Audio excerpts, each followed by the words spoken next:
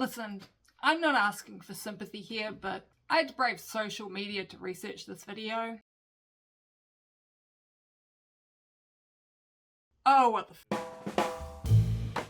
Kia ora, my name's Kimmy and I talk about Formula 1 in the world's second worst English speaking accent. And yes, that was an F1 stan Twitter account claiming animal abuse and trying to get Charles Leclerc's dog rehomed. Let that sink in. An F1 gossip account that now appears to be deleted, can't say I'm surprised, on Instagram wrote a manifesto quoting French maritime law to try and get the floppy boy removed from Charles Leclerc's care. I have no words. Use just in, if you ever get a puppy, you have to engage with them from now on 24 hours a day, 7 days a week. You are not getting any sleep or you're sleeping in shifts. Forget you ever had a job. If you don't have a partner or a roommate, good f***ing luck. You better get hooked on me. Oh, wait, I can't say that on YouTube, I don't think. But you know, this isn't a gossip channel. This is a serious channel, sort of, when I'm in the mood. And on a serious note, F1 Twitter, Instagram, Tumblr, you okay? Like seriously, do you need some help? I mean, I'm not gonna pretend that I'm not terminally online and haven't seen some shit in my time. I'm a Star Wars fan. I've been hanging around fandom since the days of forum message boards and IRC. I have personally first-hand witnessed some of that weird old wank that you can only fully comprehend by reading the entire fan lore page. And I've seen plenty of wars of words between Leclerc and Sainz stands play out in the semi-anonymity of social media. Like legit, the level that the ride or die Charles fans absolutely despise Carlos Sainz and feel the urge to expend their energy and time constantly talking about it on social media really needs to be studied. But you know, fandom's a weird place. This past weekend, by the reaction online, you would think that Charles Leclerc had personally thrown Carlos Sainz off the top of the Sagrada Familia or something. Like seriously. Now I get that things weren't looking great for Charles after the free practice shenanigans. I mean, like, I've watched the footage now from a few angles, and to be honest, at first, as much as I was very, Charlie, what are you doing? I don't know. Lando didn't exactly turn back into the apex when Charles came alongside, and I don't think Charles, actually deliberately drove into Lando, more like he continued on at the same steering angle and then realised, oh crap, there's still a car there. Was it a good look? No. Did it look like they were both at fault? Kind of, yeah. Was it the horrendous example of bad sportsmanship that so many people are trying to make out? Nah mate, not even. This wasn't Fernando Alonso levels of I knew he'd back out because he's got a wife and 2 kids at home skullduggery. Never change, Fernando. No comment about your rolling crash gate. But really what's got a bee up in a bunch of a lot of folks' bonnets is what happened on Sunday. Or really, the whole weekend. When you zoom out and directly compare the vibes in the Ferrari garage in Monaco compared to what they were in Barcelona, the gulf between Ferrari's support of the future of their brand and their outgoing driver is kind of starkly apparent. Throughout the Monaco weekend, the team and Sainz were constantly emphasising how important it was for them to get Charles his first home Grand Prix win. That was the number one goal. Nothing else would do. Sainz repeated the line over and over again in interviews, and then come Sunday in the race, he did his part. And you know, that resulting Parc Fermé and podium footage seemed to show that his support was genuine. I mean, if you've ever watched any of their, Shell little advertorial things, you know that neither of these guys are very good actors.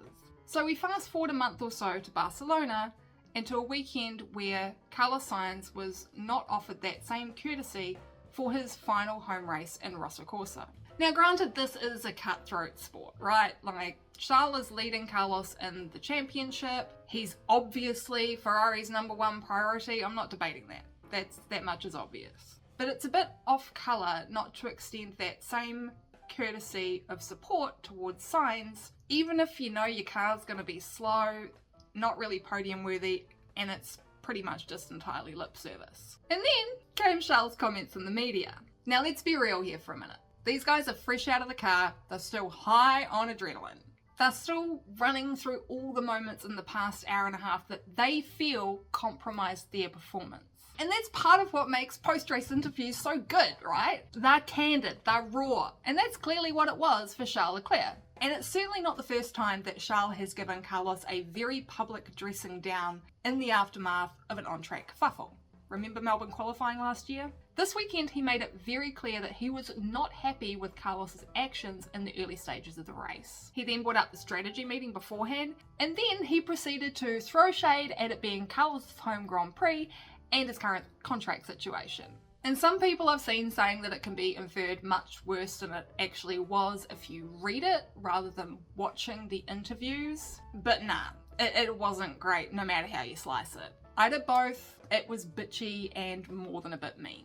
But that's what sports people can be like, right? They're only human despite the pedestals we as fans like to put them on. They can get pissed off. They don't remember to put their perfect PR masks on all the time. Sometimes people slip. And do we even want them to have that mask on? I don't. Let them be messy. This is one time that I will definitely say things were better in the past, but those times are long gone for a number of reasons. And if I'm being honest, if I were Carlos Sainz, I probably would have done the same thing. I would have gone for that overtake too. That is, if he knew that he would be on the hards for the last stint from the get-go, and it wasn't a decision that was made during the race. Because that means he needed to use his tyres to their full extent in those first two stints. Maximise the outcome.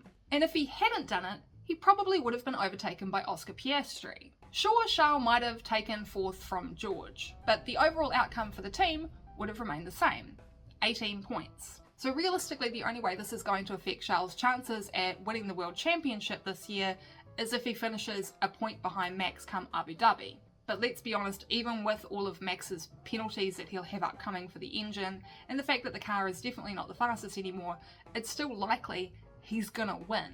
Anyone at this point who claims that Max's dominance is to do with the car and not to do with the fact that he is an immensely talented driver is just willfully burying their head in the sand at this stage, but I digress. So 18 points for the team, same number of points for 4th and 7th as they get for 5th and 6th. That winglet that came off Charles' front end plate would not have caused such a drastic drop in performance that it would have meant he was fighting for a podium. Especially if Ferrari couldn't see it in the data during the race. That indicates that it is a very nominal loss. And even Fred called bull on Charles' comments, which I was really surprised about, to be honest. I fully expected him to put his weight behind Charles and throw Carlos under the bus. No shade on Fred, I fully believe that he is the best team principal out there, but you know. And this is all the kind of thing that gets discussed in the debrief. Things get smoothed over, people get put in their place, apologies are made, and no, everything might not be perfectly hunky-dory, but there's perspective, there's context. So we've got fans going to war on social media yet again, which is always kind of fun to watch, you know, get out the popcorn and everything. But this time it's more interesting. Fans are either doubling down on their defense of Charles, or they're disowning him and saying they can never respect him ever again.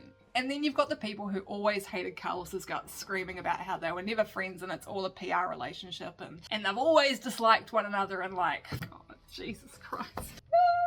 And just like, wow. Could you imagine if Twitter and Drive to Survive existed back in the day and nobody was concerned about their personal brand? Oh my God, somebody make the parody accounts.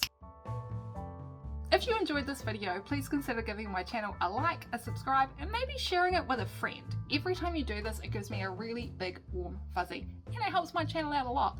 Thanks so much for watching!